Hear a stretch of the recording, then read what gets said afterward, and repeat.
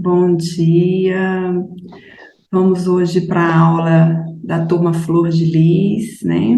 Especialização em filosofia clínica. Hoje vamos falar sobre o tópico um, como o mundo parece, e o tópico 2, o que acha de si mesmo. Vamos estar entrando na estrutura de pensamento. Vou compartilhar com vocês a tela. Gente, por que toda vez que eu vou compartilhar alguma coisa, parece que eu não sei o que eu vou fazer? O que será que é isso?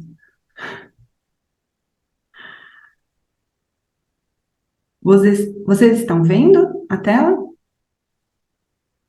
Agora sim, eu estou vendo. Sim.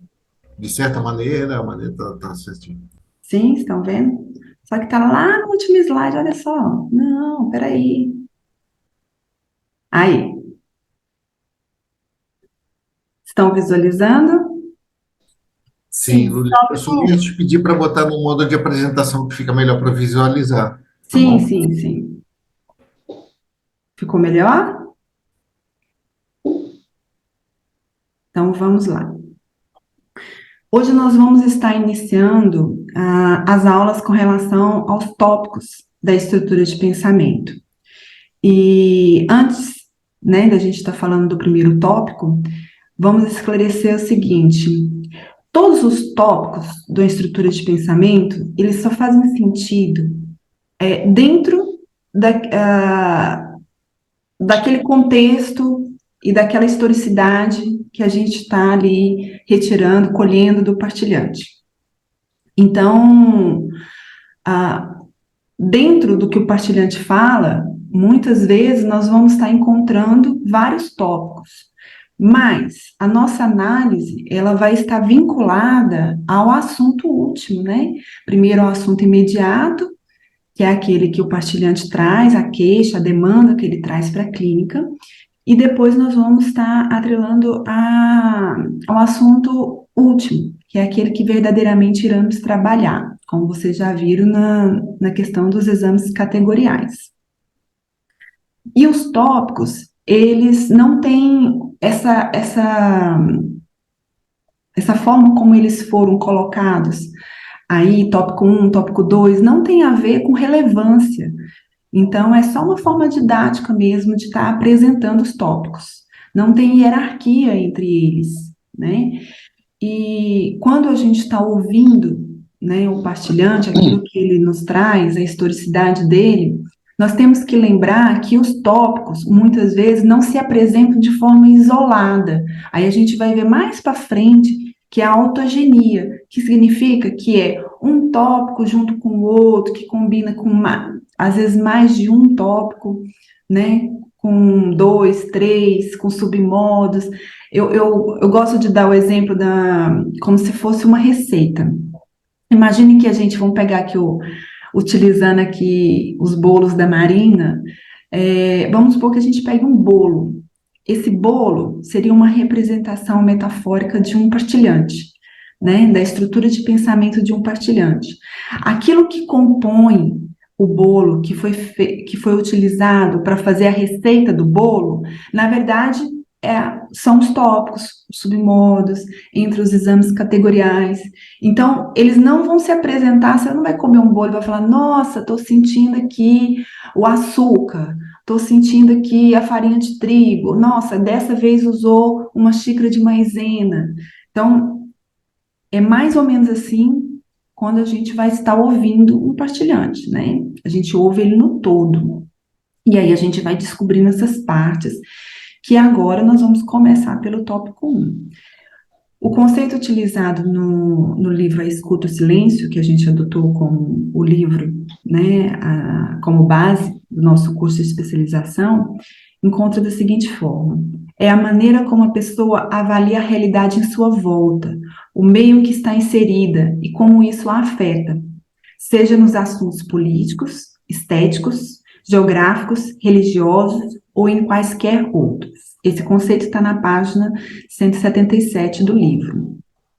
Bem, vamos colocar aqui que o mundo, Lúlia, como é que esse partilhante vai me falar, o que ele vai falar, que eu vou conseguir identificar que é o tópico 1?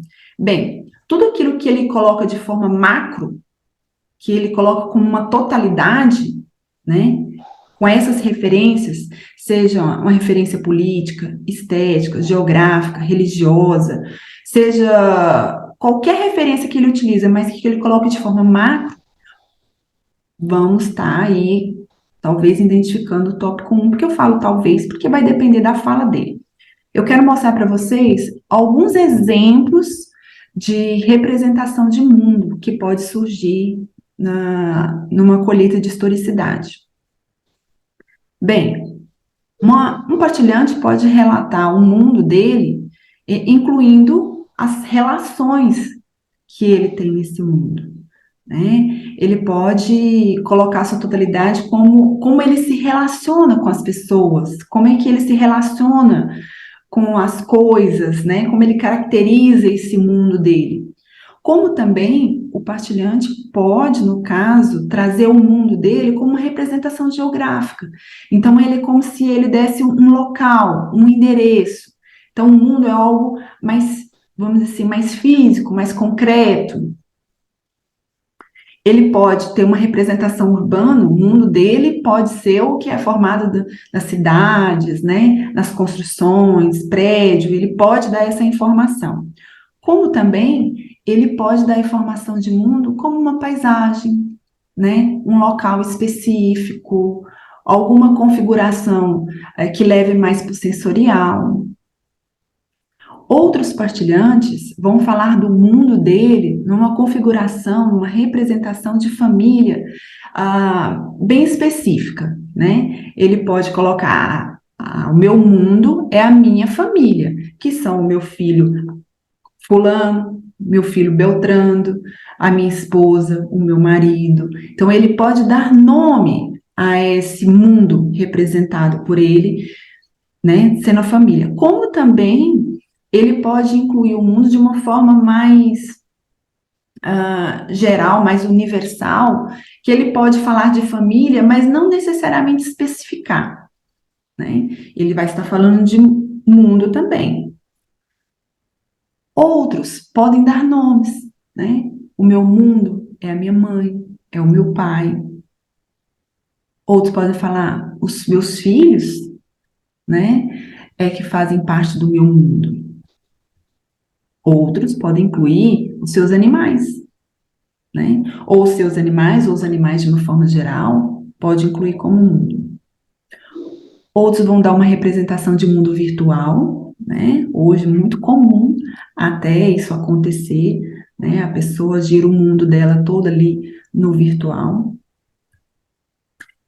Lúcio Parker, num podcast dele, As Tintas do Mundo, ele deu um conceito de mundo que eu achei belíssimo, né? Que ele falou: de certa maneira, a maneira como a pessoa interage com as tintas do mundo promove as tintas do mundo dela, ela no mundo, né? Quer dizer, a pessoa vai pintando e vai descrevendo o seu mundo, e aí ela vai falando como é que ela vai interagindo com esse mundo. Vou parar aqui para a gente voltar aqui, sim, a representação. Então, o mundo, gente, vamos colocar, as pessoas podem, e aí eu quero fazer uma diferenciação aqui antes dos exames categoriais, quando a gente vai colhendo. Quando a pessoa vai falando: eu moro na cidade tal, eu nasci na cidade tal, eu passei por essa cidade, ela, ela não necessariamente está falando do mundo dela, ou até não só falando do mundo, né? Falando do mundo qual ela percebe. Ela pode estar, quando nós vamos colhendo os exames categoriais, a gente vai colhendo uma localização da pessoa. Eu gosto de dizer como se fosse uma localização geográfica, latitude e longitude que a pessoa está dando, onde a gente pode identificar, onde eu posso ver onde que ela se encontra. Isso são exames categoriais. Mesmo que ela fale de família, mesmo que ela vai falando de situações, né? Lembrando que os exames categoriais contêm as categorias assunto, lugar, tempo, relações e circunstâncias. Então, quando a pessoa estiver falando sobre isso, ela está dando a localização existencial dela, que são os exames categoriais.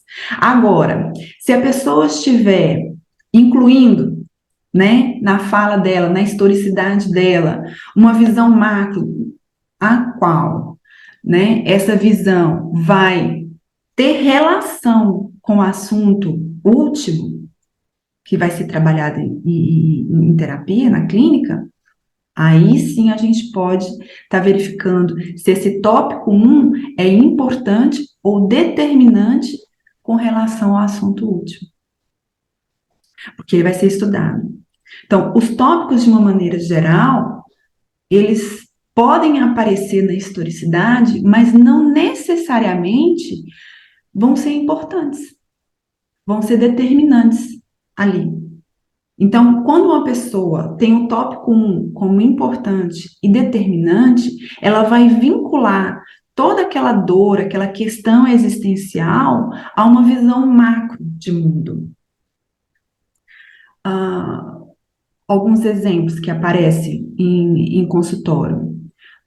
Certa vez me apareceu um partilhante, né, que ela estava tendo problemas com relação ao cônjuge. E ela me falava de uma questão assim, o mundo é assim mesmo, né? O mundo onde as relações sempre tem um que se doa mais, outro que se doa menos. Então, viver neste mundo é a gente ter que verificar aonde que a gente está. A gente vai estar dentro da pessoa que vai doar mais ou a gente vai estar ao lado da pessoa que vai doar menos? Olha aí, ela está chegando para uma questão de mundo, de relações, né? A questão existencial dela. Como também já tem casos também que a pessoa fala, o meu mundo é a minha família, né?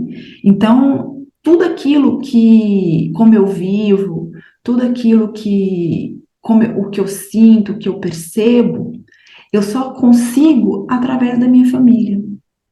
Então, a pessoa vai relatar qual que é a visão dela de mundo. Você pode me perguntar, Lúlia, quais são as possibilidades, né, de exemplos de representação de mundo? E eu vou falar a mesma quantidade de pessoas existentes.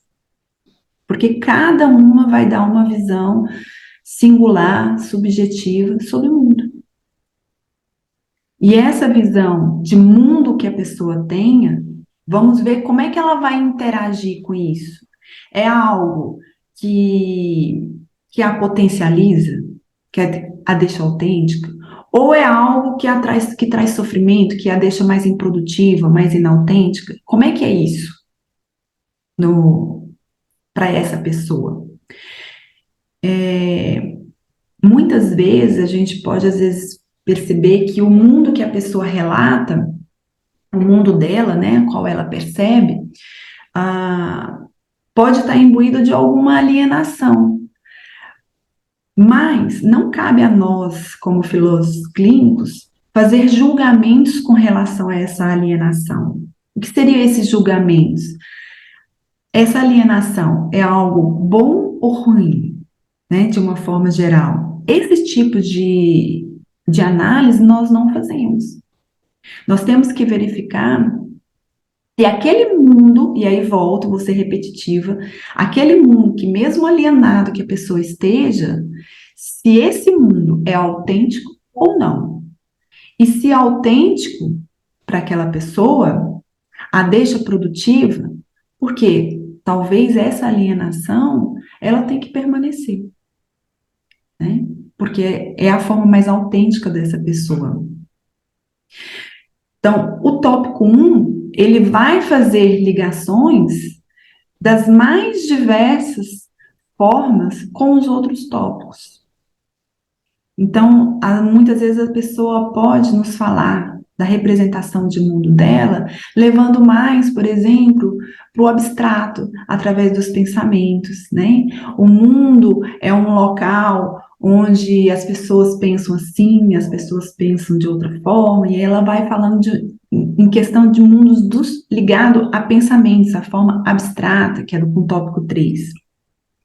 Já outras pessoas vai relatar, vai informar a gente como o mundo através de um lado mais sensorial. Ela pode falar: o meu mundo é aquela fazenda onde eu ia e eu sentia o cheiro do pão de queijo, eu sentia aquele gosto do cuscuz, né? O café cedinho, quando minha mãe acordava, eu sentia que ela estava fazendo. Esse era o meu mundo. As pessoas vão colocar ali essa visão de mundo numa totalidade. Quando a gente está aqui pensando como o mundo me parece, talvez a gente tenha uma visão de que é algo muito restrito, né? E em que restrição? Ah, todo mundo vai dar uma visão de mundo. Nem sempre. Para algumas pessoas, o mundo pouco importa para ela e ela não vai interagir com esse mundo. Então, ela pode até falar dele, mas se não houver a interação, esse tópico não será importante na estrutura de pensamento dela. Então, numa colheita, vamos prestar atenção em como é trazido, na verdade, essa visão de mundo, essa representação de mundo da pessoa. Lembrando, sempre colocando na totalidade. Teve um workshop que o Lúcio deu certa vez, que ele falou que muitas pessoas, às vezes, atribuem a objetos o seu mundo. Um exemplo que foi dado lá na época. Foi atendido uma adolescente, e essa adolescente havia sido roubada e levado o seu celular, né? E ela entrou num nível de tristeza e perda, né, de si mesma muito grande, porque para ela, o celular dela era o mundo dela. Então, perder o celular era simplesmente ser desconectada do seu próprio mundo. Então, o que a pessoa vai trazer ali como informação de mundo, volta, né? A gente está um pouco aqui repetitivo, mas o que ela vai trazer de informação de mundo é o que é para ela. Nós não temos que ter ou esperar, né, que a visão de mundo, ela vai falar de algo que ligue o geográfico, né, que relacione talvez a política, a economia. Não, algumas vão fazer essa relação, outras não. Quantas pessoas a gente já ouviu, né, de pessoas colocando algo muito específico na sua vida como um mundo, mas levando para uma forma macro? Os meus animais são o meu mundo. E aí você pode falar: não, não é seu mundo. Existem outras coisas nesse mundo. Não. Esse é um mundo talvez convencionado, no senso comum, mas não analisado dentro daquela estrutura de pensamento. Então, para algumas pessoas, o seu animal de estimação vai ser seu mundo. Quando a gente vê, por exemplo, uma mãe que às vezes perde um filho, né? E ela vem relatando: o meu mundo era meu filho. Né? Eu acordava de manhã e eu tinha que cuidar do café da manhã dele, dava um beijo de bom dia, levava-o para a escola, depois preparava a casa toda para poder recebê-lo na hora do almoço. E ela vai relatando ali que o mundo dela girava em torno do filho. Então, quando a gente colhe esse tópico, né, aquilo que o partilhante nos traz como a representação dele de mundo, olhando de forma isolada, nós vamos colher apenas como ele nos traz. Agora, esse mundo vai se relacionar, volto a dizer, com os outros tópicos seguintes. Vou entrar um pouquinho no tópico 2, para vocês terem noção como é que, por exemplo, o tópico 1 pode estar relacionado com o tópico 2. Muitas vezes, a imagem que a pessoa tem de si mesma é a imagem que o mundo tem dela. Então, esses dois tópicos vão estar juntos, né? Não tem como desmembrá-lo, não tem como, para essa pessoa, ela ter uma visão dela se não levar em consideração como o mundo a enxerga, né? Ou como o mundo percebe, se no mundo dela, por exemplo, as pessoas que às vezes trabalham poucas horas são pessoas preguiçosas, dentro do mundo dela, ela vai falar, eu sou preguiçosa se eu trabalho pouco.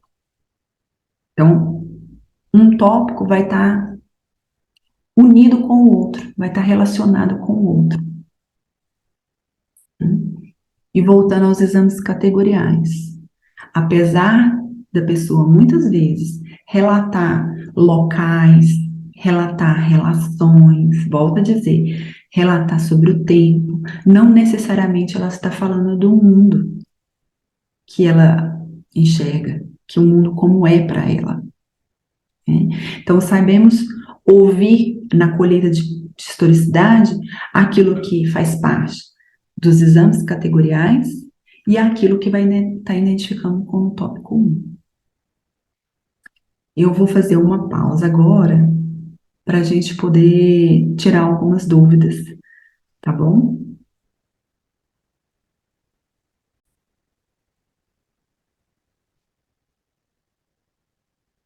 Surgiu uma pergunta se os tópicos são amplos e se, ao ouvir uma pessoa falando sobre o mundo, não cabe ao filósofo clínico, essa é a pergunta, se esse mundo é autêntico ou não. Bem, respondendo, os tópicos, eles têm significado, eles têm os conceitos. Então, como o mundo me parece, o tópico 1 é quando a pessoa estiver falando como o mundo é para ela. E como esse mundo é para ela, aí é bem próprio, é o que ela me trouxer. Agora, quando eu olho a questão da autenticidade, eu tenho que verificar o seguinte: na filosofia clínica, se eu falo que algo é autêntico, eu tenho que relacionar, é autêntico para quem? Se for autêntico para o partilhante, é para ele. Agora, se eu estiver colocando como critério é autêntico para mim, como filósofa clínica, aí já não entra. Porque eu estou estudando, estou analisando a estrutura do pensamento do partilhante. A do filósofo clínico não entra ali. Então, quando um partilhante me relata sobre o mundo e para ele o mundo é representado dessa forma, mesmo que para o filósofo clínico nem de longe se aproxime do mundo como ele entende, isso não vai entrar em questão. Porque a autenticidade é verificada com relação ao partilhante. Ok? Vou interromper novamente, né? Vou dar uma pausa para outros questionamentos. Eu tenho um ponto. Foi questionado se o mundo que esse partilhante traz, se a gente entra no critério se é certo, se é errado, né? Se é patológico, se não é patológico. Na verdade, esses julgamentos não entram. Entra sim, a gente tem que seguir um código de ética. Então, vamos colocar um seguinte exemplo. Uma pessoa entra no consultório e ela começa a relatar como o mundo parece para ela, que é um mundo violento, que é um mundo onde talvez a maldade é algo muito, vamos dizer assim, ela coloca como próprio do ser humano, né, algo que gere prazer, né, e aí você vê ali que a pessoa sente, talvez, que o mundo dela, onde que é certo, certas tendências mais violentas, né? Onde que numa sociedade nós vamos criminalizar essas atitudes. É aí que a gente entra na questão ética, não de julgamento se é certo e errado, porque para aquela pessoa, entendam, é certo. Agora, se ela começa a relatar que ela está programando um crime, né? que ela sente prazer em programar um crime, cabe a nós, de uma forma ética, talvez avisar, se a gente tiver contato, avisar pessoas que são próximas a ela, né? Às vezes a gente pode até, dentro, mantendo o sigilo, né? A gente pode avisar a polícia, né? Que tem um crime iminente. As nossas, a nossa legislação, nosso ordenamento jurídico, ele vai pautar como que, mesmo tendo sigilo, né, dos atendimentos, como é que a gente pode, no caso, às vezes se precaver ali de algo ilícito que vai acontecer. Mas, lembremos, quando estamos escutando um partilhante, nós temos que entender como que ele se percebe e como ele percebe o mundo à sua volta. Então, se a gente levar como certo e errado, estaremos usando os critérios nossos, não deles. Teve um caso, por exemplo, que eu vou contar para vocês. Entrou uma moça, a demanda dela inicial, o assunto imediato dela é que ela estava muito ansiosa. A partir do momento da colheita da historicidade, foi vendo que ela era uma pessoa que era boa de briga, né? E ela tinha perdido as pessoas a quais ela brigava, né? Ela estava relatando que tinha perdido os pais recentemente, depois o marido tinha sido preso, e nessa colheita de historicidade foi vendo que, apesar dela, vamos dizer assim, de certa forma reclamar que ela que tinha que resolver, ela que tinha que lutar, ela que tinha que ir lá, e ela contava vários barracos que às vezes ela dava, né, de briga, às vezes até indo para as vias de fato, de ter que dar porrada mesmo nas pessoas. Aí nós vamos fazendo a colheita e vamos verificando os outros tópicos, que a gente vai ver adiante. Pode ser uma esteticidade bruta que a pessoa tenha, né? Pode ser, vamos colocar ali, comportamento e função, coisas que a gente vai ver depois. Mas eu quero só dizer para vocês que talvez uma pessoa dessa, que tinha a violência dentro dela, que é uma forma autêntica, nós podemos direcionar essa violência a algo que seja ético, algo que seja aceito. E aí são pessoas, por exemplo, que podem, a gente pode apresentar para elas esportes onde que boxe, gente, tem porrada, tem sangue, tem dor, mas é aceito. Então, um lutador de boxe pode ser que o mundo dele só faça sentido com toda essa violência, onde que ele veja o sangue, mas ele vai estar num local onde ele pode colocar essa visão de mundo dele, mas é um local apropriado. Podendo ser direcionado isso. Pessoas, por exemplo, que gostam de esportes que levam a algum tipo de explosão, né, são pessoas que necessitam dessa adrenalina. Elas precisam sentir se explodindo, vamos dizer assim. Então, são pessoas que, às vezes, sabe aquelas corridas de tiro? Sabe? Que a pessoa dá um tiro, ela para, depois ela dá um outro tiro, para. Se você for ver essas pessoas, elas gostam dessa explosão. Se você colocar elas, talvez, para correr de uma forma contínua, onde que a velocidade fica sempre a mesma, para elas talvez não vai fazer sentido. Elas vão gostar dessa explosão. Pessoas, por exemplo, as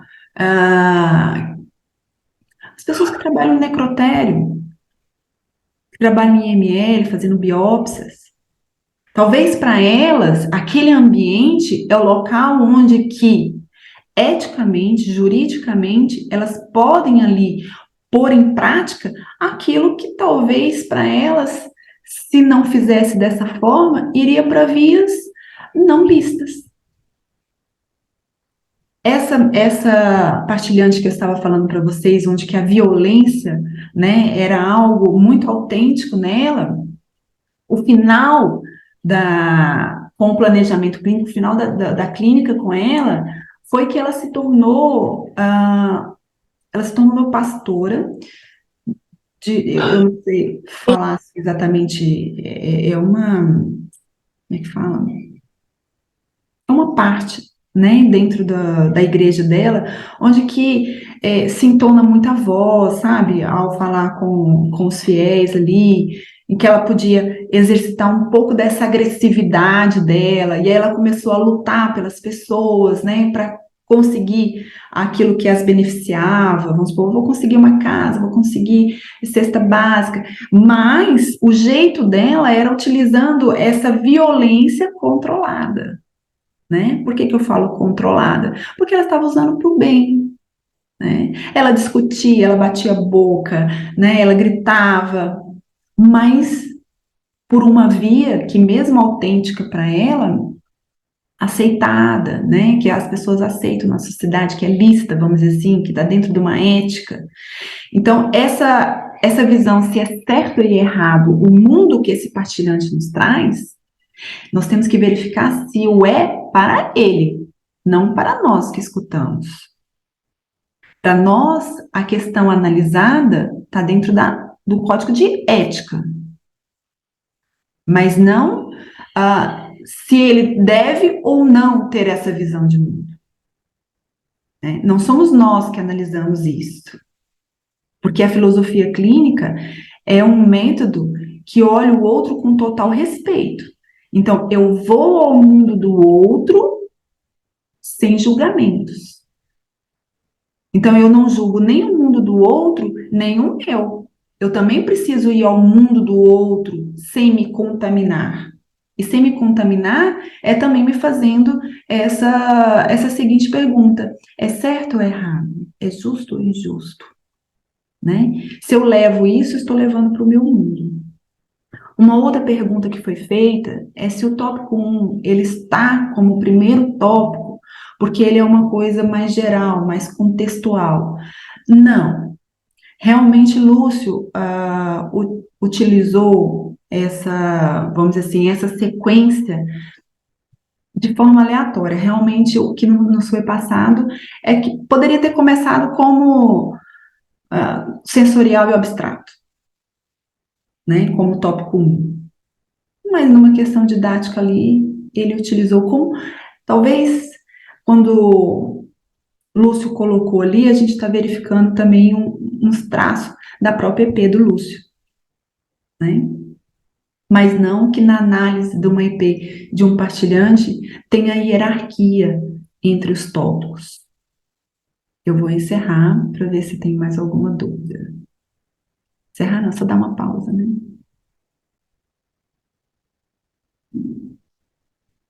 Depois de partilhas lindas, né?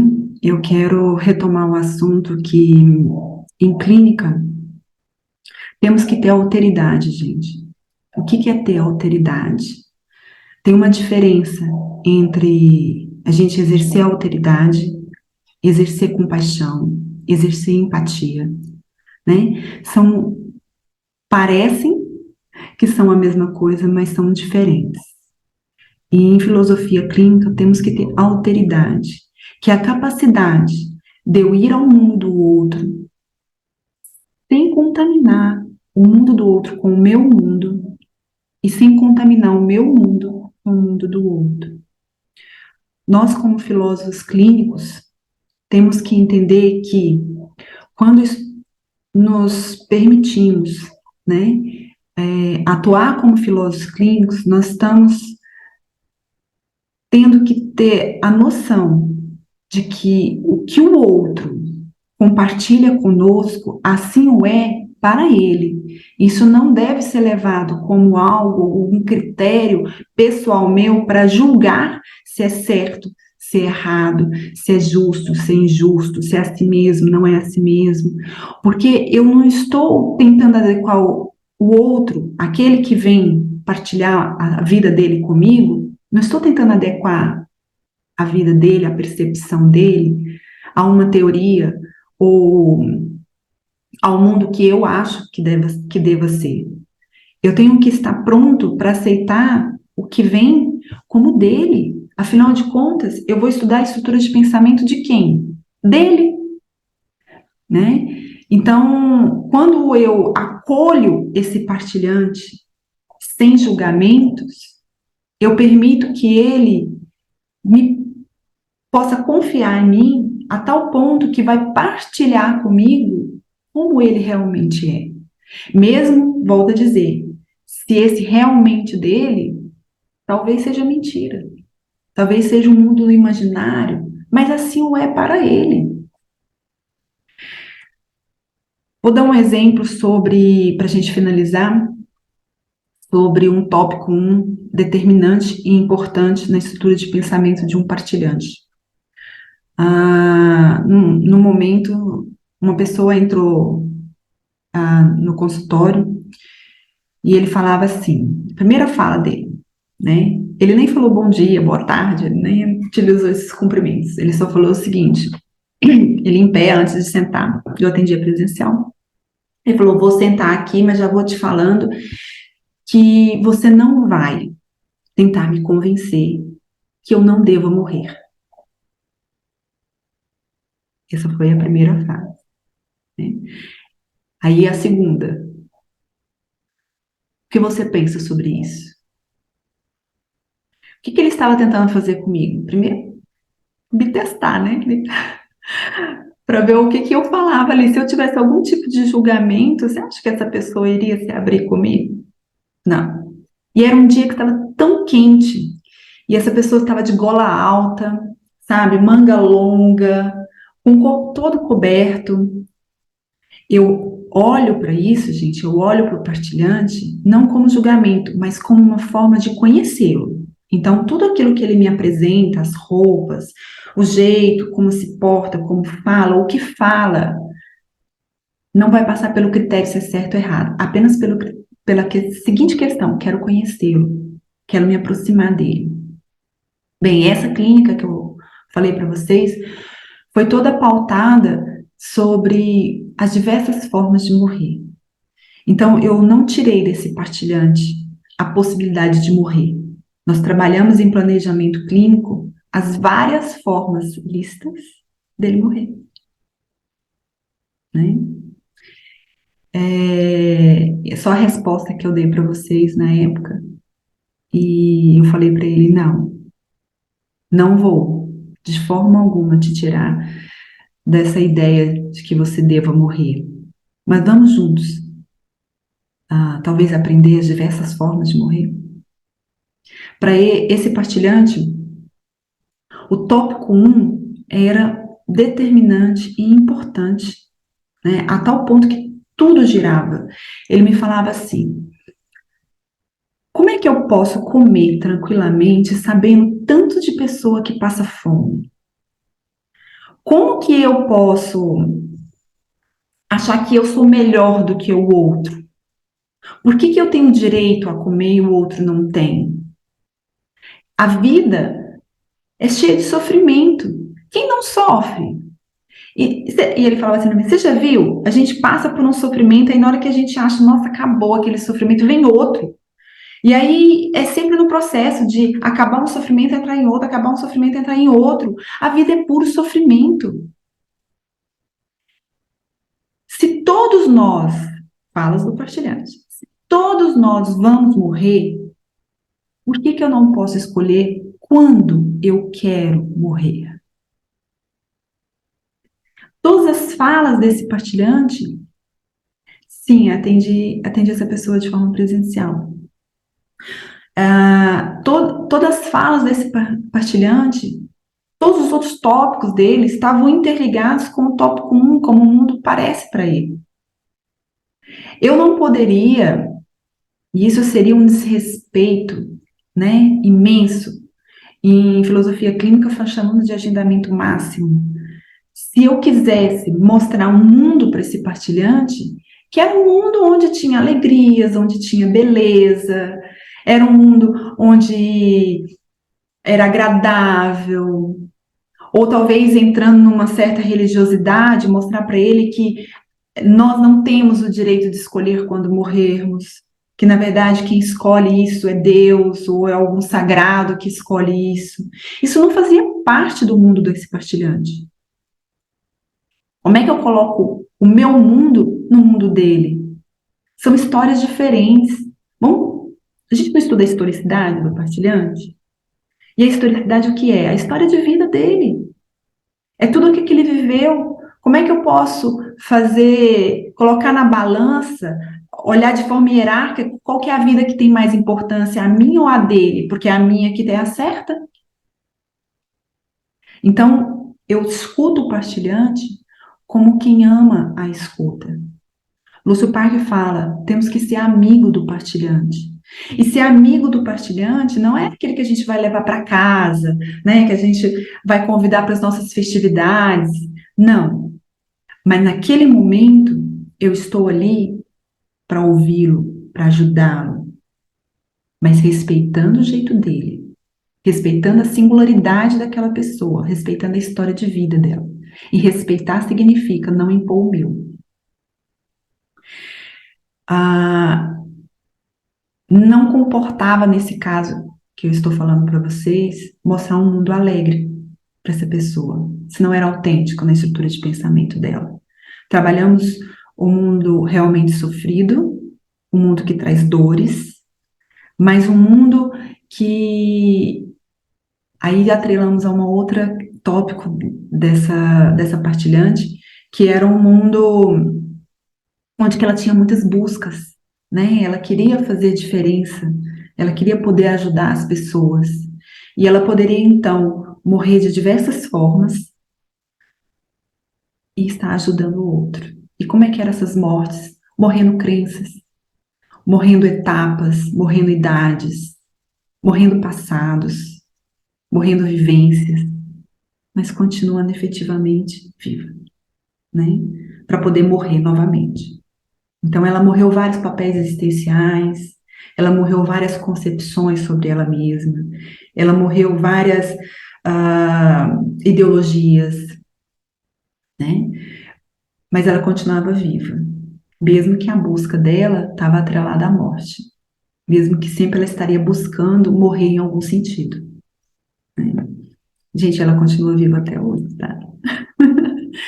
E eu vou te ouvir, Mel, que você levantou a mão, me parece, mas a gente podia dar um intervalo, o que que vocês acham? Né? Então eu vou fazer uma pausa para a gente ouvir, e aí depois eu volto e anuncio o intervalo. Tudo bem?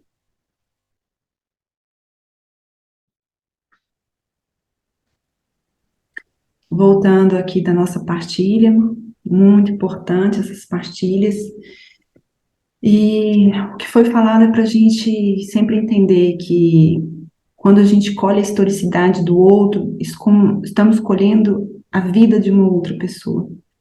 Então temos que ouvir, temos que colher como ela nos relata, não fazendo julgamentos sobre o que ela relata, utilizando critérios nossos, né? Os julgamentos talvez existirão, mas critérios da própria pessoa.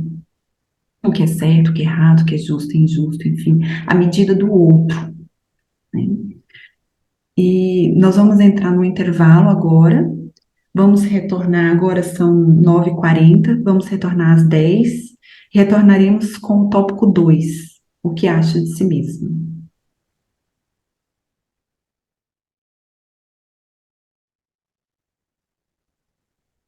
Agora nós vamos falar sobre o tópico 2, o que acha de si mesmo. No livro A Escuta e o Silêncio, está assim colocado qual que seria o conceito. É o julgamento que a pessoa elabora de forma identitária sobre si mesma, numa escala que varia entre o sensorial e o abstrato. Na página 177, o Will coloca aqui um exemplo do caso Laura, né? E ela fala o seguinte: eu era uma menina alegre, sem inibições e preconceitos com o meu corpo. Mas isso virou um problema para os meus pais, porque quando eu tive meu primeiro namorado, para mim não tinha nada demais. Hoje eu sou uma mulher infeliz. Realmente sinto muito por tudo que eu fiz, por ter causado a morte deles. Ele era meu pai, né? Apesar de tudo. Eu sou uma mulher cristã. Talvez eu tivesse engolido meu orgulho na época e pedisse perdão. Ele ainda estivesse vivo hoje. Mas não adianta. Passado é passado. e para Deus, ao que se faz, o que se paga. Bem, Laura está falando o que que ela acha de si mesma, né? Quando a gente vai escutar o partilhante, quando ele está apresentando o tópico 2, nós temos que ter o cuidado de verificar ah, essa visão, essa representação dele para ele mesmo, em quais outros tópicos, né? Ele faz, ele agrega, quando ele está falando no tópico 2, como eu dei o exemplo anterior, ele pode estar falando do mundo, como o mundo vê, e ele pode citar, hoje as pessoas todas são muito esquecidas, as pessoas são muito agitadas, as pessoas são ansiosas, eu sou ansioso, o mundo é ansioso. Olha ele fazendo uma ligação entre o que ele acha de si mesmo e o tópico 1. E temos que prestar atenção ao verbo, o tempo que o verbo é conjugado. Porque ele pode, na historicidade, falar: eu era uma menina muito tímida na época da minha escola, na educação infantil, eu não conversava com ninguém, eu era muito retraída, eu era uma menina até feinha. Hoje, eu sou uma mulher e sou falante, não sou mais tímida. Então, vamos prestar atenção nos verbos que ele conjuga. Tem partilhantes que o que acha de si mesmo fica sempre preso ao passado, ou sempre numa projeção de futuro também, né? Então, temos que verificar esse tempo. Lembremos dos exames categoriais, né? Tempo, circunstância, relações. Às vezes ele pode falar, quando eu me relacionava com a minha mãe, eu era uma menina mais obediente, eu era uma menina que prestava mais atenção, mas quando eu estava com os amigos, eu podia ser quem eu realmente era, então eu falava palavrões, exemplos de como a pessoa pode falar de si mesma. Eu vou mostrar algumas possibilidades de imagem que ela mesma se enxergue, ok? A pessoa pode ter uma imagem alienada de si mesma. E alienação, aqui eu vou utilizar o conceito de Erich Fromm, tá? Para ele, alienação é tudo aquilo que eu idolatro, é tudo aquilo que eu ponho onde eu estou submisso a alguma coisa. Então, vamos colocar que a pessoa tem uma imagem alienada de si mesma. Ela pode colocar que, para uma questão religiosa ou ideológica, ela é uma pessoa cristã, é uma pessoa que só pensa no bem, eu sou uma boa pessoa, eu sou uma pessoa que anda de forma correta. Então, ela pode atrelar aquilo a uma imagem da qual se espera que ela seja, né? Ou talvez que ela acredita que ela seja, mas que ao decorrer da fala dela, nós vamos verificando que não é bem assim. Né? Ela pode falar, eu me relaciono com as pessoas, eu não tenho paciência com as pessoas, né? Pode usar um exemplo, pessoas que pensam assim são pessoas horríveis, e aí ela vai estar julgando, ela vai estar apontando, ela vai estar usando da intolerância, e mesmo assim ela volta a falar para si e fala, eu sou uma pessoa muito tolerante, eu sou uma pessoa muito paciente, né? Vamos verificar qual é a representação de si mesma, né?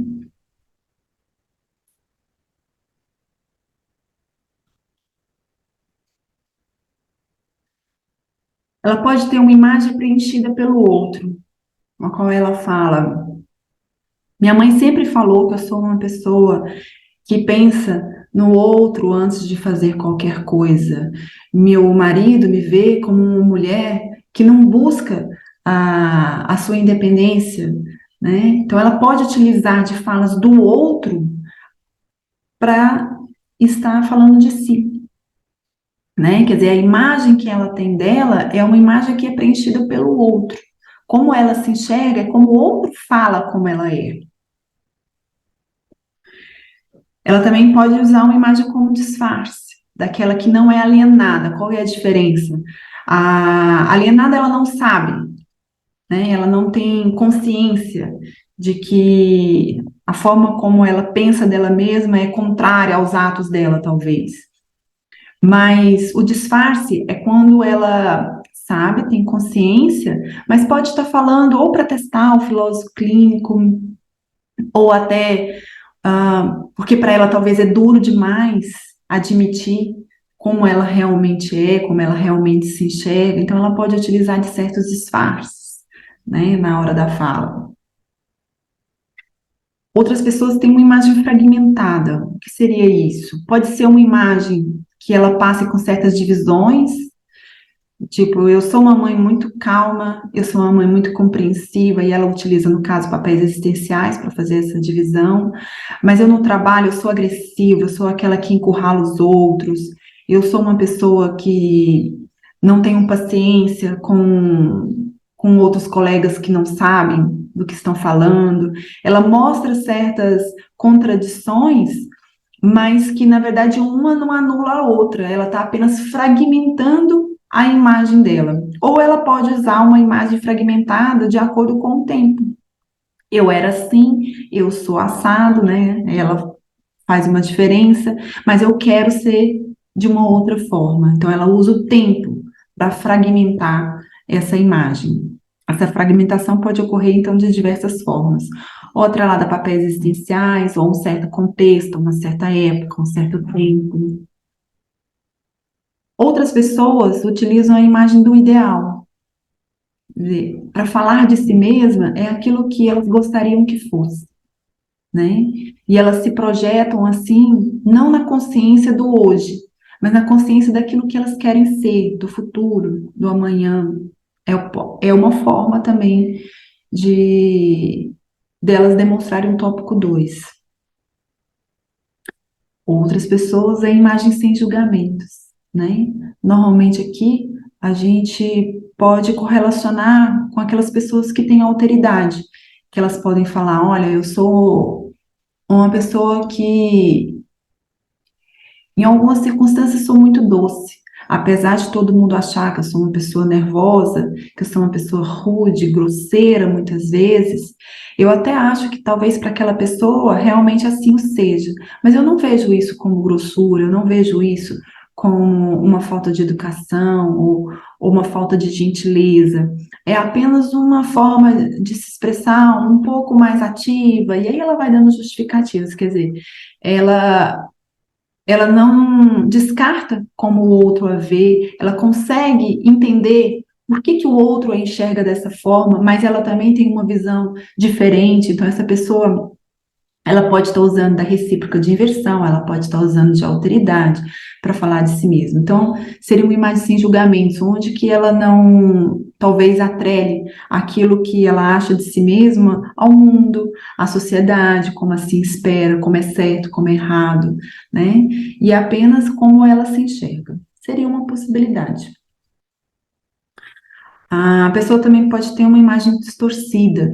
Muitas vezes partilhantes do tipo, eu não sou uma pessoa que merece viver, eu não sou uma pessoa que, eu não sou bonita, eu não sou uma pessoa que é agradável para que outras pessoas queiram ser minhas amigas, né? Então ela pode ter uma visão distorcida ali. O tópico 2 pode estar em conflito com outro tópico, seja um prejuízo, seja em conflito com o mundo, né? Uma pessoa, por exemplo, ah, vou dar um exemplo aqui para vocês. Esses dias eu estava observando um menino e ele tem paralisia cerebral e ele estava conversando com o pai dele, e eu observando a conversa deles, e o pai dele falou assim: vai chamar seu irmão para te acompanhar até a aula, que eles iam ter uma aula extra, para te acompanhar até a aula, porque você tem que descer uma rampa, enfim, a sua cadeira de roda não tem problema, e tudo. E ele falou: pai, mas eu consigo. Eu sou uma pessoa que sei manobrar a minha cadeira. E ele tinha uma cadeira elétrica, né, que ele não precisava. Quer dizer, algumas pessoas podem ter uma imagem distorcida de si mesmo, seja algo que as beneficie ou algo que traga sofrimento, algo que esteja em conflito com outro tópico, ou apenas é um jeito delas se perceberem, e assim está tudo bem. Se for uma forma autêntica, né? Ah, se não estiver causando alguma dor existencial, não estiver conflitando com nada. Lúcio, no caderno B, ele fala o seguinte, do tópico 2: o que ela traduz, imagina, sente, intui, reflete, possui a respeito de si mesma. Então, como é que a pessoa sente dela mesma? Como é que ela imagina? O que que ela intui? O que que ela reflete? Como que ela se vê? Né? O que ela expressa de si mesma sobre o que entende ser? Tudo aquilo que a pessoa fala de si, ela vai estar falando sobre o tópico 2, como ela enxerga. Seja isso através dos sentidos, ela pode falar, sou uma pessoa muito calorenta, né? Ou sou uma pessoa muito friorenta, sou uma pessoa quente, fria, morna, enfim, ela pode usar ali a parte sensorial para se descrever, ela pode usar uma forma onde que ela intui, tipo, acho que sou uma pessoa que consegue entender o que o outro sente, né? Ou ela pode usar algo mais concreto, eu sou alta, eu sou baixa, eu sou gorda, eu sou magra. Então, tudo aquilo que vai caracterizá-la, né, através da própria fala dela, é o tópico 2. Né? E lembrando novamente, os tópicos, eles não andam sozinhos. Né? Não tem como você identificar o tópico numa estrutura de pensamento, ele em voo solo. Ele sempre vai estar acompanhado de um outro tópico. Sempre vai estar acompanhado, depois, né? Nós vamos estar vendo tudo isso.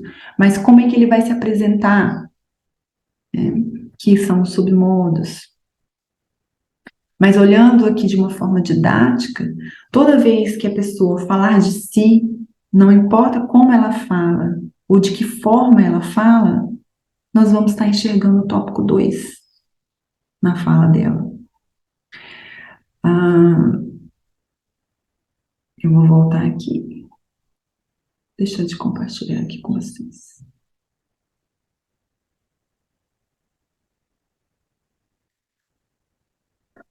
Quando o tópico 2 é importante ou determinante na estrutura de pensamento, nós vamos notar que ele vai ter ligação com a demanda dela da clínica, seja o assunto imediato, o assunto último, no caso, que é qual a gente vai, né, conduzir a clínica. E tem pessoas também que o tópico 2 não vai ter a menor importância. Como ela se enxerga, como talvez o mundo a enxergue, essas interações não vão fazer o menor sentido. Você pode até, no caso, ela pode até introduzir isso, né? Você fala, nossa, ela tem o tópico 2. Nós temos todos os tópicos na nossa estrutura de pensamento, né? Por isso que nós temos que ver qual é o importante determinante, relacionando aqui com os exames categoriais, com o assunto último. Porque se colocamos depois em clínica esse tópico 2, que é como ela acha de si mesma, como algo que tem que ser trazido em clínica, sendo que não é importante nem determinante, nós vamos estar agindo compartilhando de algo que talvez não faça sentido para ele. Se ele está falando do tópico 1, e ele já falou, eu sou uma pessoa muito intuitiva, e aí ele vai falar, mas o mundo é um mundo de grande sofrimento, né? E eu falo para ele, eu falo assim, você como uma pessoa intuitiva, que ele já me falou isso, que é intuitivo, ele já me apresentou o tópico 2, só que lembrando que nesse exemplo que eu quero dar aqui, o tópico 2 não é importante nem determinante. Mas eu trago a fala do partilhante e falo, como você é intuitiva, e aí, e você está vendo o mundo dessa forma, vamos pensar de outra forma, o que que você acha? E vou traçando um diálogo ali com aquele partilhante, ele pode olhar para mim e falar assim, o que que tem a ver eu ser intuitiva com isso que você está falando? Né? Porque para ele, a forma como ele se vê não tem a menor interação ali com os outros tópicos ou com o assunto que ele trouxe. Ele falou, não quero falar sobre mim. Né? Eu vim aqui falar sobre outra coisa, eu quero falar sobre meu marido, eu quero falar sobre meu filho, eu quero falar sobre meu trabalho, eu quero falar sobre os meus sonhos. Quem eu sou? Não faz o menor sentido. Há pessoas que rompem até o que elas acham de si mesmas. Elas rompem consigo mesmas. a ponto de eu sou um zero à esquerda, eu sou um ninguém. Tá tudo certo na fala dela. E aí não há interação alguma. Como ela se enxerga, mesmo sendo o ser mais desprezível da face da Terra, né, com o que ela traz.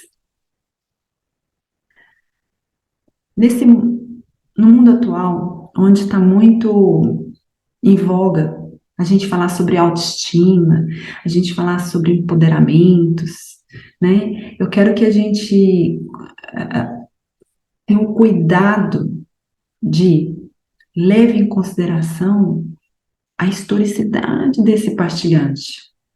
Não vamos colocar, talvez, assuntos ou verdades que acreditamos que, por fazer parte de um contexto, por fazer parte, a gente pode até falar de EPs coletivas, né, que façam parte do mundo daquele partilhante, porque se não for, digo, volto a dizer, importante ou determinante esse tópico na estrutura de pensamento, nada fará sentido eu trazer estruturas coletivas para dentro da clínica.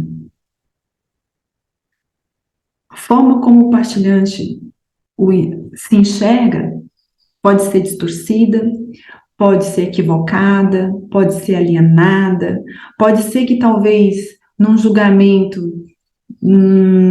da sociedade seja uma visão negativa sobre si. Mas a minha intenção não é ver o que a sociedade acha de certo ou errado naquela imagem que ele tem de si mesmo, e sim como essa imagem, como ele se enxerga, como é que está interagindo, como é que está se fundindo, ou comunicando, ou se relacionando com os outros tópicos e com o assunto. Talvez uma imagem de que ele é uma pessoa ruim, de que ele é uma pessoa que não, não é uma pessoa que deva ser aceita na sociedade, talvez isso até, essa imagem seja muito boa para os conflitos, para caminhar dentro dos conflitos existenciais dele. Vou dar um exemplo para vocês. Certa vez um partilhante apareceu no meu consultório, eu atendia também presencial, e a pessoa falava assim, olha, eu sou duas pessoas, tem duas pessoas dentro de mim. Tem a fulana, quando está maquiada, com batom vermelho, com o meu perfume X, com o meu salto alto, eu sou uma.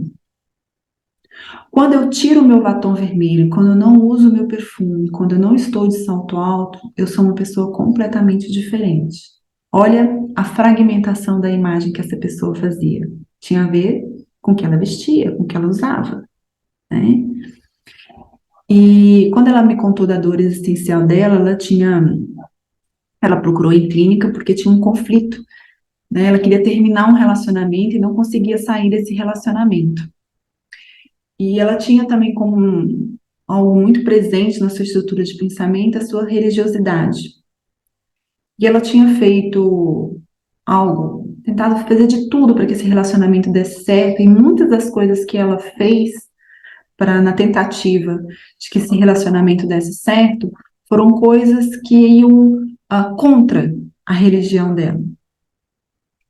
Então, a imagem que ela tinha dela era que após essas atitudes, essas ações que ela tomou, é que ela era uma pecadora. E Deus, para ela, para os pecadores, teria que puni-los. Então ela teria que pagar na vida, com tristezas, com castigos, né, com sofrimento. E quando ela me contou isso, né, ela me relatava no início da terapia, ela ia com o sapato baixo, ela não ia muito arrumada, ela estava normalmente com uma calça jeans, sem maquiagem, né? Perfumada, mas sem maquiagem. E aí eu notei que como ela fazia essa fragmentação da imagem dela, que quando ela usava salto, quando ela colocava um batom vermelho, quando ela colocava o perfume tal, que tinha um perfume específico. quando ela colocava. Ela era uma mulher que conseguia ultrapassar qualquer obstáculo, ela era uma mulher que superava qualquer crise, né? Que conseguia superar qualquer tristeza. Eu fui notando que, a partir do momento da clínica que a gente foi trabalhando, ela foi voltando a vir à clínica mais arrumada. E mesmo ela falando que as coisas não tinham solucionado, mesmo ela falando que a vida era ruim, que ela ainda era pecadora, que ela estava sofrendo, no caso, as reações, né, a fúria de Deus. Ela falava muito, estou sofrendo a fúria de Deus, né, por ter desobedecido, por ter ido contra aquilo que Deus esperava de mim. Ela estava com uma fala diferente, ela já não chorava, né? Porque a imagem que ela tinha dela arrumada era uma imagem que superava tudo isso. Em clínica, eu fico contando aqui pinceladas para vocês, porque fica difícil falar sobre a historicidade toda, né? Então eu fico tentando pegar apenas pontos aqui que vocês liguem com os tópicos que estão sendo falados.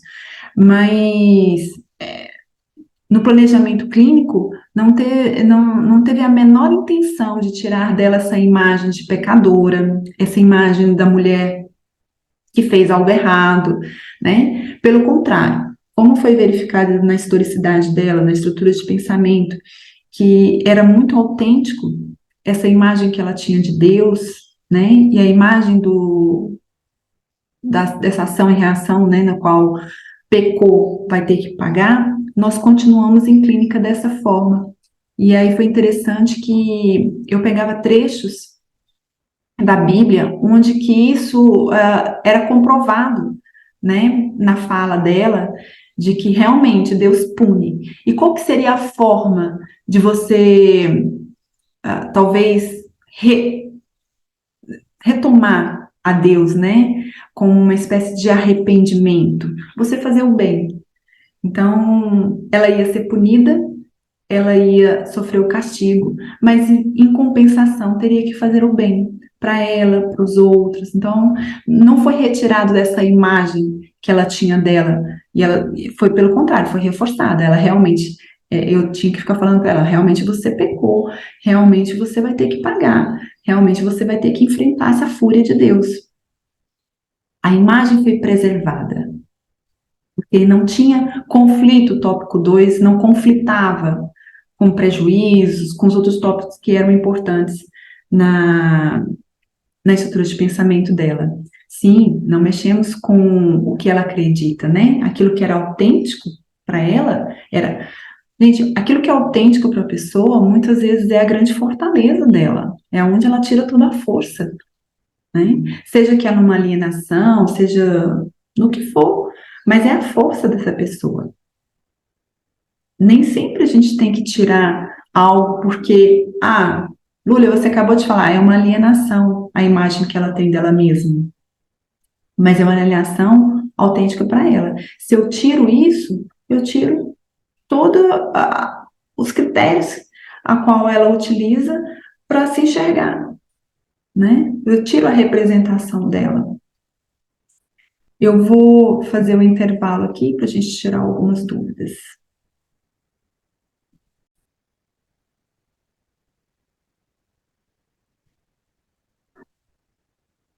Algumas reflexões aqui a gente tem que fazer. Quando eu falo dos tipos de imagens que podem acontecer, esses tipos, na verdade, são tão infinitos que quando a gente vai estudar em filosofia clínica, não há uma nomeação, sabe? Igual eu coloquei aqui nos slides para você. Eu quis apenas apresentar algumas possibilidades. Aí eu utilizo um pouquinho da minha EP, eu gosto de ver imagens, né? Então, por isso, e gosto de dar nomes, utilizando a minha estruturação de raciocínio. Então, eu trago para vocês alguns exemplos e coloco nomes nesses exemplos. Mas na bibliografia, na referência bibliográfica da filosofia clínica, muitas vezes a gente vê casos clínicos, né? No exemplo Laura, que a gente leu, tem também uma imagem que é preenchida pelo outro quando ela fala, né, como as pessoas o enxergavam, como também tem como ela enxergava de si mesma, que muitas vezes mais adiante, no caso, a gente vai ver que essa imagem estava um pouco distorcida, né, dela mesma.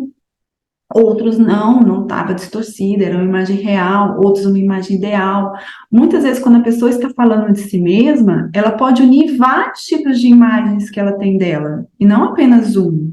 Ela pode ir para uma determinada relação, um determinado papel existencial, uma determinada circunstância, por isso que a gente faz sempre a ligação com os exames categoriais, ou num determinado tempo, ela pode apresentar um tipo de imagem que ela tenha dela.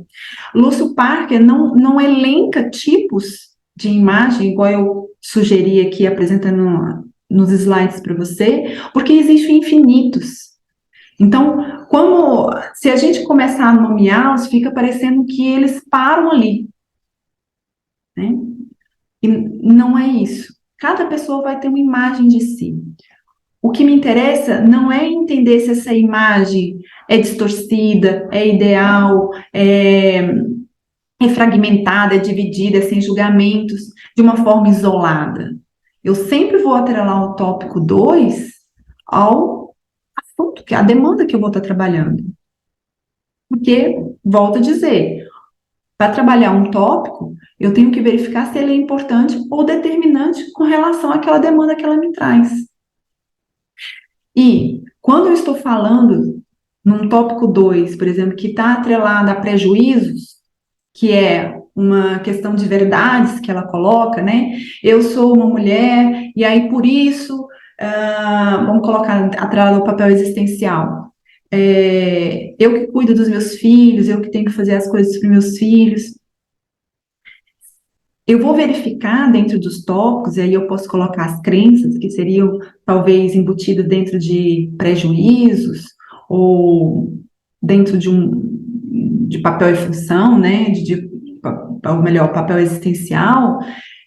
Eu só vou mexer nesse tópico como ele vai me apresentar e como é que ele vai estar interligado. Talvez eu vou ter que sim mostrar para ela uma outra imagem que ela tenha dela. Se depois de colher historicidades, depois de fazer o enraizamento, e eu tiver ali, no final a gente faz uma autogenia. O que seria uma autogenia? Eu vou elencando tudo que aparece na estrutura de pensamento e como que esses tópicos se apresentam entre si. Deixa eu ver se tem aqui uma representação de imagem dessa autogenia. A autogenia é o tópico 30, por isso que a gente estuda ele por último, né? Que é quando a gente vai traçando ali tudo o que foi apresentado na EP da pessoa. Acho que aqui não tem uma representação de imagem. Mas, enfim, quando vocês, a partir da página 217 do livro A Escuta e Silêncio, onde apresenta o tópico 30, que é a autogenia, você vai vendo que ele vai fazendo ligações entre um tópico e outro, remetendo ao assunto imediato, remetendo às circunstâncias, às relações, e aí a gente vai fazendo esses caminhos como se fosse um quebra-cabeça, gente, sabe? Que a gente vai montando ali da pessoa. E aí, só depois disso, eu vou saber quais são os tópicos que conflitam entre si. O tópico 2 está conflitando com prejuízo? É o prejuízo que está afetando ali a dor existencial dela? Qual que é o patamar autogênico que ela se encontra? Ela é uma pessoa que está no patamar autogênico mais baixo ou é mais alto? O que seria isso? Sabe aquelas pessoas que têm que viver no nível da... Vou utilizar uma fala minha, tá? Não é uma fala da filosofia clínica. Onde o nível energético mais baixo ou um nível energético, vamos dizer assim, mais alto, esses são os patamares autogênicos. Por onde ela passeia ali?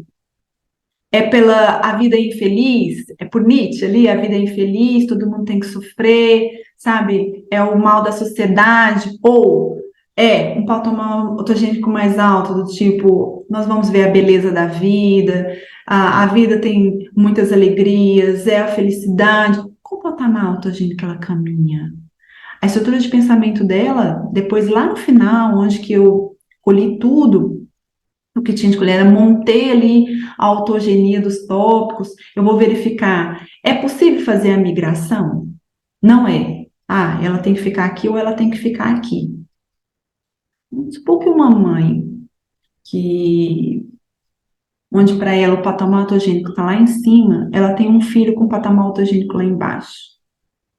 Ela vê, eu não consigo conviver com o meu filho, onde que só vê a vida de uma forma negativa. Eu acho que isso faz mal para ele, mas isso faz mal para ele na visão dela. Talvez para esse filho, esse patamar autogênico onde ele esteja, é totalmente autêntico e produtivo. Vamos pensar em grandes escritores. Acha que autores de novela, ah, vamos dizer assim, pessoas que escrevem peças, livros, cinema, aqueles que vão falar sobre drama, que vão falar sobre filmes de terror, ou que vão mostrar, às vezes, o patamar autogênico dele está lá embaixo e ele é produtivo, sim. Já ouviram artistas falar, quando eu estou melancólico, eu mais produzo? Sabe, que eu mais escrevo, que eu mais vivo. O patamar autogênico dele está ali. Se eu elevo esse patamar autogênico e não é autêntico para ele, o que eu vou fazer? Vou deixar ele improdutivo. Então, mexer na crença. Ah, eu posso ou não posso mexer na crença? Eu trabalho ou não trabalho? Isso tudo vai depender de como que vai ser essa estrutura de pensamento. Como é que ela vai me apresentar? Depois que eu converso com esse partilhante, que eu passo ali, que eu estudo a EP dele, tem pessoas que nós vamos com 3, 4 meses, nós vamos conseguir ter essa noção. Tem pessoas que nós vamos conversar 1 ano, 2 anos, para conseguir fechar ali um estudo de autogenia, fazer a autogenia da estrutura de pensamento. E você fala, Lúlia, mas você vai ficar 1 ano, 2 anos sem falar nada, né? Tem partilhantes que sim, às vezes utilizam ali o momento da terapia, e é terapêutico também, tá, gente? Para muitas pessoas colocar para fora, né, poder falar, né, se expressar ali através da fala, isso já é terapêutico, mesmo que a gente não faça absolutamente nada a não ser ouvi-lo, né, a não ser estar em escuta, né, ativa ali. Como há pessoas que a gente, sim, a gente vai passando e a gente vai conversando com essa pessoa, mas ela vai realmente se abrir, né? Ou vai realmente trazer à tona ali qual que é a dor dela mesmo, com um prazo. Esse prazo que ela vai confiar, o prazo que para ela é necessário que ela às vezes consiga falar, às vezes não tem a ver com confiança, não tem a ver com conexão, ou interseção com o filósofo clínico, mas é o tempo dela, né, de estar passando por aquele processo. Então, o que vamos fazer no planejamento clínico é depois da colheita da historicidade, né? Quando eu dou exemplos de casos clínicos aqui, nós estamos fazendo recortes, porque eu estou falando em 2 minutos, algo que muitas vezes eu colhi em 3, 4 meses, né, que eu fui começando a entender a estrutura de pensamento do partilhante. Então, são apenas algumas partes do quebra-cabeça, né? Não teria como aqui eu relatar para vocês de uma forma integral, né? Por 2 motivos, a questão do tempo, né? E outro também, porque a gente vê o caso clínico em si já no curso de prática, que aí a gente mergulha em casos clínicos mesmo e acompanha casos clínicos também, né? Aqui são só pinceladas. Mas vou retornar para ver se tem mais alguma dúvida.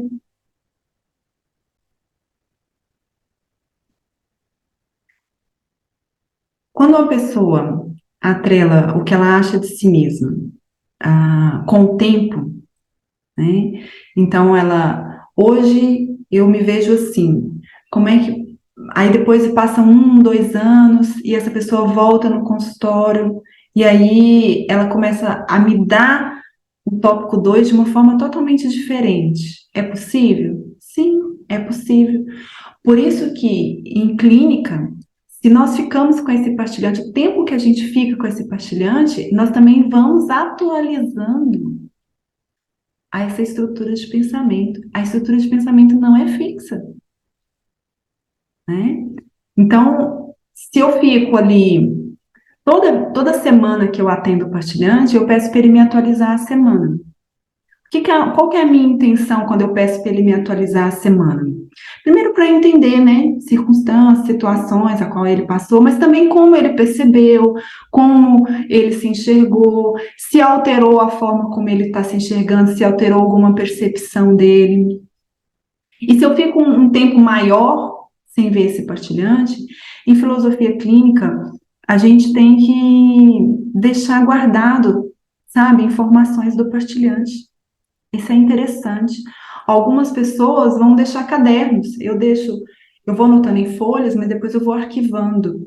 Porque às vezes você fica um tempo sem falar com o partilhante e depois de um certo tempo ele volta, você tem que pedir para ele atualizar. E quando ele atualizar, ele está atualizando não só coisas que passaram pela vida dele, você está atualizando a estrutura de pensamento dele. Você está vendo se modificou a forma como ele se enxerga, você verificou se mudou a forma como alterou algum papel existencial, a forma como ele enxerga, enfim, alterou aquela autogenia. Teve alguma modificação? Né? E aí, para isso, quando a gente guarda ali dados desse partilhante, a gente vai lá, volta, quando a pessoa agenda comigo, eu vou lá no arquivo, eu vendi ela aqui, ó, há 2 anos. Aí eu vou, dou uma lidinha, me atualizo, né? Que eu não vou gravar. Eu gravo, assim, eu sei quem foram meus partilhantes, sei mais ou menos a história, mas não lembro muitas vezes certos detalhes da estrutura de pensamento deles, ainda mais quando vai passando muito tempo. E a gente vai esquecendo, né? Tem gente que tem uma memória, né, magnífica. O Lúcio, então, tem uma memória magnífica. Ele encontra com a gente num momento ali, num workshop, sabe? Você vai aparecer 10 anos depois e ele mas eu não tenho essa memória. Então, eu anoto, vou lá, dou uma lida ali, em tudo como é que foram os meus atendimentos, meu diálogo com aquele partilhante, qual foi a autogenia da estrutura de pensamento, o que nós trabalhamos na época, como nós trabalhamos, qual o resultado que eu vi, aí eu estou preparada, porque na hora que ele vir, eu vou pedir para ele atualizar, mas aí eu já sei ali como é que ele funcionava antes e vou fazendo esses estudos, né, comparando naquela época com essa. Se o que ele me trouxe em demanda for a mesma coisa, se o assunto dele imediato for o mesmo, às vezes muda, ou às vezes ele retoma. Então, a gente tem que entender que a estrutura de pensamento, ela pode se modificar. Nós temos um assunto em filosofia clínica que são as transversalidades. Vou só dar uma pincelada aqui para você. São situações que acontecem que não são preparadas, mas que dão um corte na estrutura de pensamento desse partilhante. Pode ser antes, né? Uma situação que ele viveu. Mas a gente vê isso de uma forma talvez mais clara, quando o partilhante passou, às vezes, por uma situação de quase morte, sabe? Ou que aconteceu algo totalmente fora ali de qualquer coisa parecida que ele tenha vivenciado, né? Não precisa ser só a situação de quase morte. Eu falei isso para vocês entenderem que é um corte, um recorte que é feito na estrutura de pensamento. E isso pode alterar a estrutura de pensamento ou não, ou só apenas ser um dado que se acrescente, mas que não altere. Mas algumas pessoas às vezes até alteram de uma forma até drástica, né, os seus tópicos, né? Tópicos que não tinham importância passam a ter naquela demanda atrelada aos exames categoriais, a forma também como a pessoa percebe, aí pode ser alterado, né? Então, quando a gente analisa, em especial aqui que a gente está falando do tópico 2, vamos pegar o que o paciente traz, né?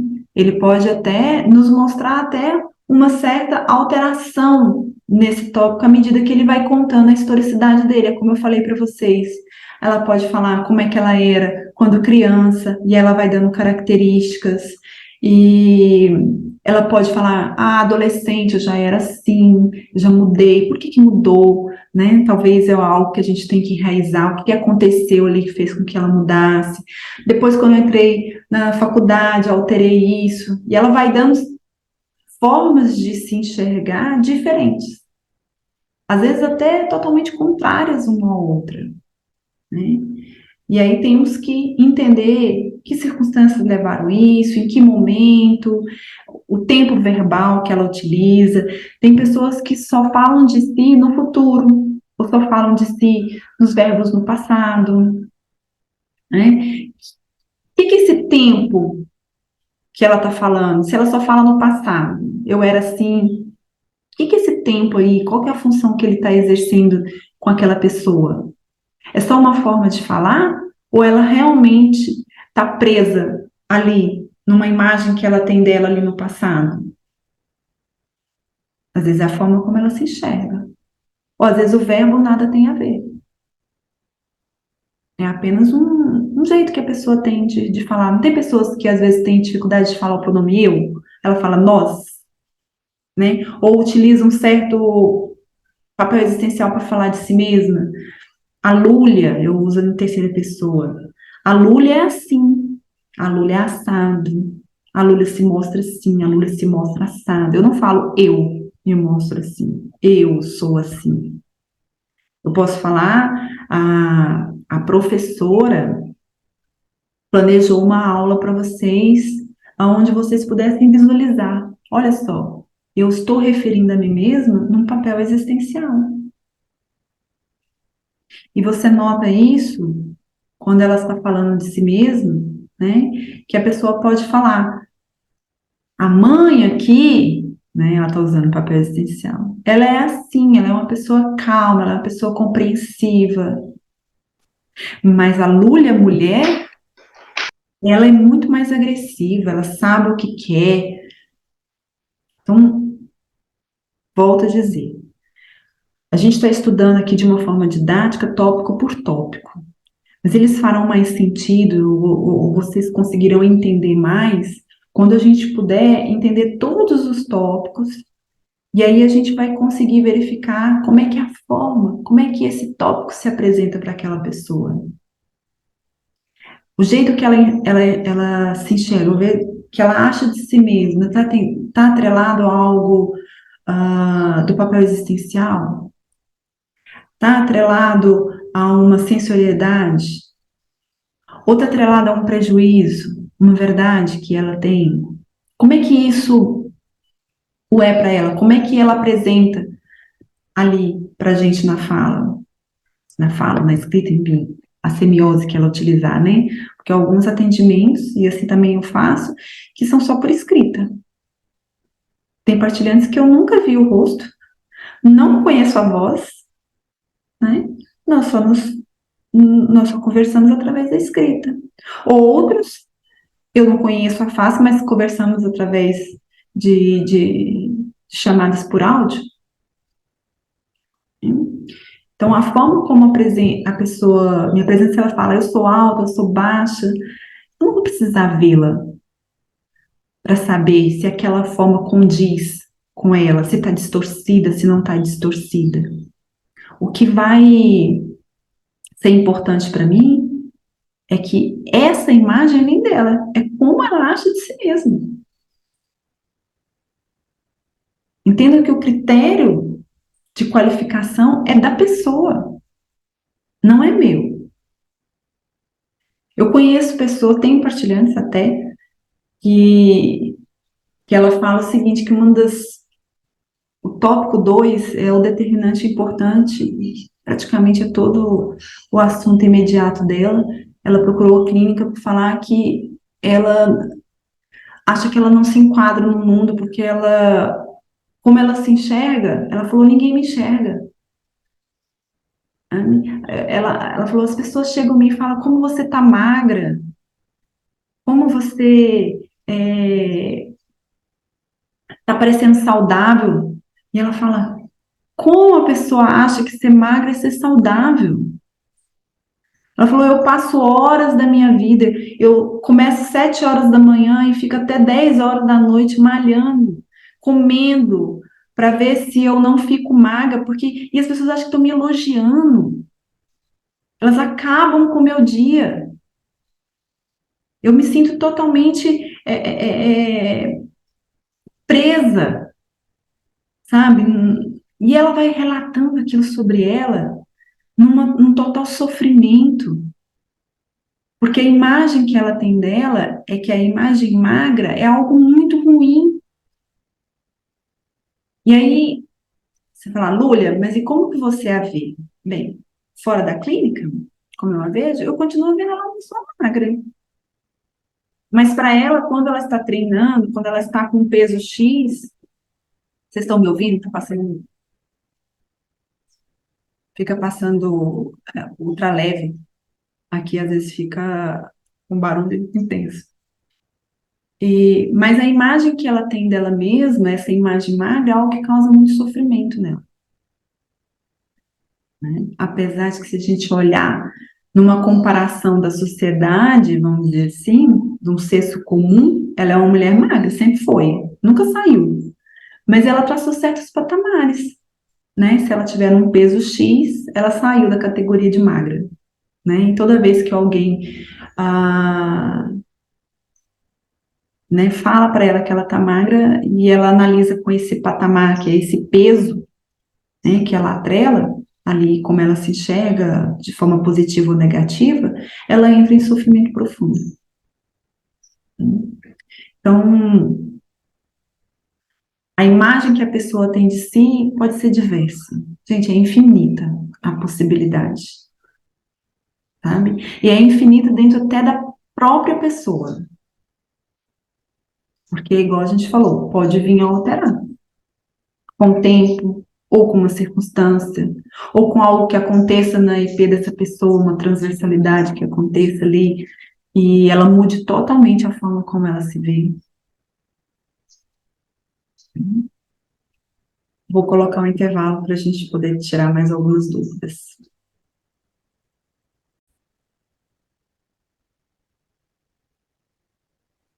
Surgiu a dúvida de se a pessoa, às vezes, o tópico 1 dela, se for importante e determinante, que esteja muito condicionado ao tópico 2, ou vice-versa, o tópico 2 condicionado ao tópico 1. E a gente entender que o tópico 1 dela é o que talvez nós podemos colocar aqui no senso comum, né? As pessoas enxergam.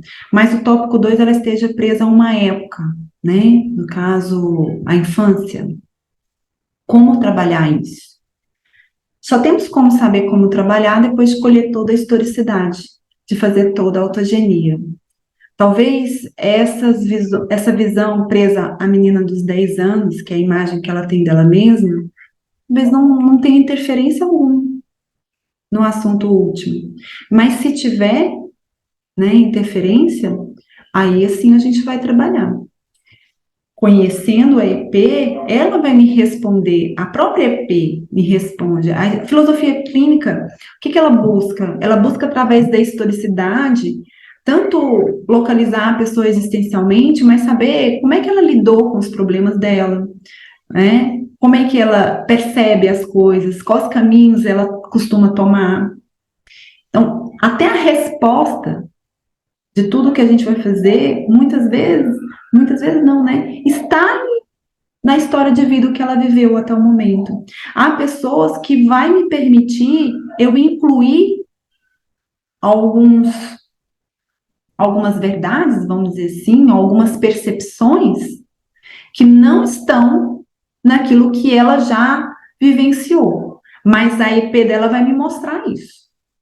Tem uma pessoa que permite ou não permite. Há outras que eu não posso sair dali a forma como ela pertence. Ela não me permite fazer essas alterações ou inclusões, né, de percepções.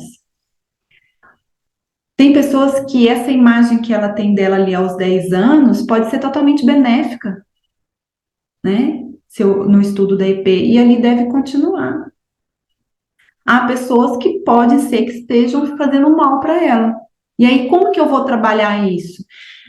Gente, às vezes a gente trabalha um tópico, para vocês terem noção, trabalhando um outro que não tem nada a ver, entre aspas, né? Ou pessoas que, por exemplo, vamos colocar que ela trouxe em clínica, que ela quer entender por que que as pessoas pensam tão diferente dela. Ela já chega falando, não entendo, parece que eu não pertenço a esse mundo, sabe? Parece que como eu vejo o mundo, as pessoas não veem, e o que eu vejo, as pessoas acham que isso é algo extraordinário, ou totalmente incompatível com o que existe. Eu não sou desse mundo. E ela vem trazendo isso como assunto imediato. Assunto último, a gente só vai saber depois que a gente ouvir esse partilhante, né? Mas aí lá, ouvi esse partilhante, verifiquei ali que o T1 é importante, determinante na estrutura de pensamento dessa pessoa, e aí eu vou traçando as outras genias, outro tópico, tal, interliga com um que faz, que dá acesso ao outro, faço todo o estudo da EP. Mas vejo que apesar da pessoa estar indo para o lado da abstração, que foi lá, a pergunta dela, ela querendo entender nível de pensamento, né, a nível de reflexão, veja o que faz mais sentido e aonde a pessoa precisa trabalhar a nível sensorial. Vou dar um exemplo para vocês. Atendi certa vez um partilhante que ele estava me falando da dificuldade que ele estava tendo em se enxergar. Né? E ele trouxe ali como assunto imediato o próprio T2, né? E ele falou, parece que eu não sei mais quem eu sou. Né? Eu não consigo saber. Se alguém me perguntar quem é você, eu não sei mais falar quem sou eu. E aí fomos colhendo a historicidade desse partilhante. E ele foi, né, a nível bem abstrato, né, falando a nível de pensamento, e contando a historicidade dele. O que eu percebi no final da colheita, né? Fiz as divisões, fiz enraizamento, enfim, tracei autogenia, o que eu vi? Que, na verdade, era um partilhante que ele percebia o mundo e se percebia através das sensações. O tópico dele que tinha que ser trabalhado não era nem eu utilizar o abstrato igual ele, talvez dando explicações de como ele é hoje, mas eu tinha que trabalhar o lado sensorial. Eu sabia que, através do estudo, se eu ativasse o sensorial dele, ele ia se reconhecer. Essa, a, essa talvez confusão, né, de como ele se enxergava, iria ser resolvida. Ele, durante muitos anos da vida dele, sempre trocou instrumentos musicais. Ele tocava vários instrumentos musicais. E nesse período, a qual ele começou a ficar confuso sobre quem ele era um período que ele tinha parado de tocar. Né? O que eu falei para ele na primeira sessão que foi de planejamento clínico? Eu falei para ele assim: olha, eu queria que você hoje. Eu sabia, ele tinha acabado de me contar, ele tinha um dia muito atarefado, ele fazia faculdade, fazia vários cursos ao mesmo tempo, era um cara que fazia muitas línguas, enfim, estava muito envolto ali ao mundo dos pensamentos, ao mundo do abstrato, né? E ele chegava tarde em casa. E ele tinha parado de tocar, detalhe, ele tinha parado de tocar justamente porque esse mundo atarefado dele, ele chegava muito tarde em casa, ele morava em apartamento, e aí não dava para incomodar os vizinhos, né? Ele começou a ter reclamações de que estava fazendo muito barulho, enfim. Ele tinha uma recíproca de inversão também muito forte na estrutura de pensamento dele, então ver o outro era algo muito importante para ele. E eu falei para ele, falei, tem como você chegar um pouquinho mais cedo hoje em casa? Eu quero que você faça um exercício para mim. Aí ele, qual é o exercício? Eu falei, toca um sax. Aí ele, nossa, mas faz muitos anos que eu não toco sax. Eu falei, toque ele, né? E depois na próxima sessão, a gente conversa mais. Foi tão interessante, porque nós fizemos só essa sessão de planejamento clínico. né? Na sessão seguinte, que eu já tinha outras ideias para trabalhar com ele, né? Mas a gente também tem que esperar como é que o partilhante atualiza a semana, que nem sempre a gente consegue fazer o planejamento clínico da forma ou no momento que a gente às vezes almejou. E ele falou para mim: Lúlia, não resta mais dúvida. Quando eu toquei o sax, parece que tudo fez sentido para mim. E ele falou: não preciso mais de terapia. Eu cheguei à conclusão: não vivo sem os meus instrumentos. Aí ele falou: os meus instrumentos é o meu mundo. Tá? E ele falou: nunca mais vou deixar de tocá-los. Foi só esse. Eu tinha tantas outras coisas, né? Mas enfim, para o partilhante, aquilo para ele foi totalmente suficiente para que ele tivesse. Eu fui para o lado sensorial trabalhar o T2. Não precisei falar para ele como é que ele era, enfim. Pedi para ele tocar o sax. O sax disse para ele quem ele era, né? Então, como a gente caminha ali no tópico, o que a gente vai trabalhar só depois da autogenia, da estrutura de pensamento. Agora, voltando aqui para a gente falar sobre, eu falei sobre EPs coletivas, que é a estrutura de pensamento coletivas. Olha, isso a gente vê alguns colegas da filosofia clínica tendo isso como algo que seja importante da gente levar isso dentro do consultório, né? Levar isso quando a gente está fazendo a autogenia dos tópicos, e tem colegas que falam que não, porque qualquer coisa que é fora o partilhante, né, não faria sentido trazer à clínica. Bem, os que entendem que faz sentido, e aí até o próprio Lúcio já comentou sobre isso, é quando as pessoas começam a interagir com o mundo e dentro dessas EPs coletivas, trazendo até jargões, até a forma de falar, sabe? Trazendo gírias, né? Daquele mundo, que às vezes ele nem percebe de uma forma vivencial, mas é algo que o circunda. E aí, essa seria uma IP coletiva que talvez nós usaríamos, mesmo que não apresente na IP do próprio partilhante. Um exemplo aqui, deixa eu ver se eu atendi um assim. Ah, o Cadu atendeu já um partilhante assim. Então, eu vou falar, um partilhante adolescente chegou para ele e onde tinha essa interação com a IP coletiva com a IP dele individual, tá? E a queixa desse partilhante é que ele também não se sentia pertencente ao mundo. A gente vê isso muito quando vê matemática simbólica, tá? Depois que, lá na frente, vocês vão ver. E aí esse partilhante falava, eu não pertenço a esse mundo. E ele usava uma fala que não era própria de meninos de 17 anos, sabe? Era uma fala mais rebuscada, com palavras onde você vê que não fazem parte da maioria dos adolescentes, né? E aí ele falava que escutava, ele estava preso a uma época que, de acordo com ele, era uma época que condizia, né, com quem ele era, que era a década de 80. Então ele só ouvia músicas dessa época, ele só assistia qualquer coisa que ele fosse assistir, filme, enfim, qualquer coisa era ligada a essa época, né?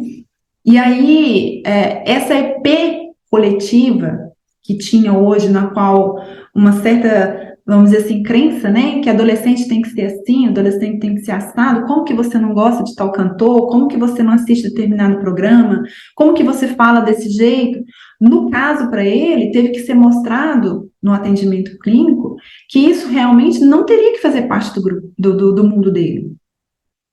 Então, essa EP coletiva foi trabalhada, mas a ponto de mostrar que ele não precisava querer pertencer a esse mundo. E que o mundo dele, como ele percebia, era um mundo que era mais autêntico realmente para ele. Então, foi trabalhado nele, sempre, me parece que foram trabalhados até autores, né, a forma de planejamento clínico, foi trazendo certas literaturas, autores da época, né, e aí foi trazendo ao mundo que era mais próprio dele, fazia mais sentido para ele. Então, quando a gente fala em EPs coletivas, alguns entendem que essa nomenclatura na filosofia clínica não é adequada, né? Porque se eu penso algo fora o partilhante, eu não posso trazer isso em clínica, porque afinal de contas eu verifico a EP dele, né? É o que o partilhante me traz.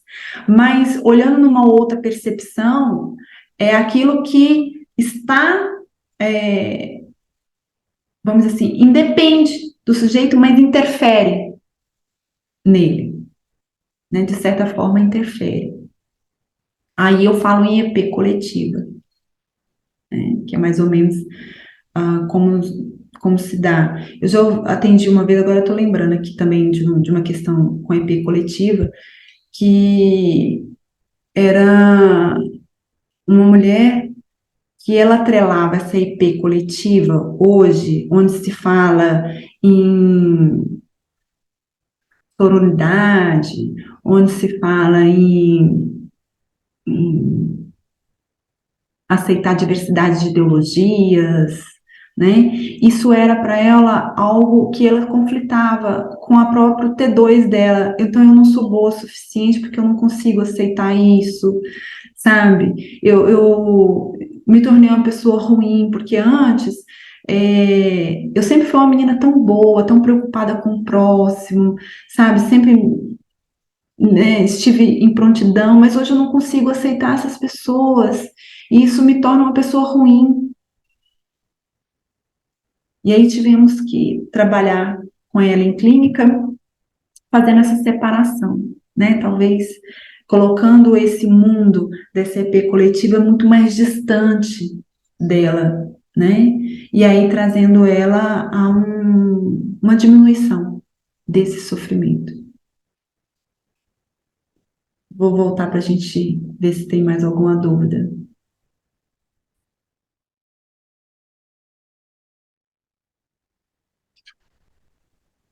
Pessoal, estamos encerrando mais uma aula do curso de especialização em filosofia clínica aqui com a turma Flor de Lis. Quero agradecer a todos, a todas as contribuições, reflexões, dúvidas, a tudo aquilo que foi compartilhado, né? Tivemos historicidades sendo compartilhadas aqui.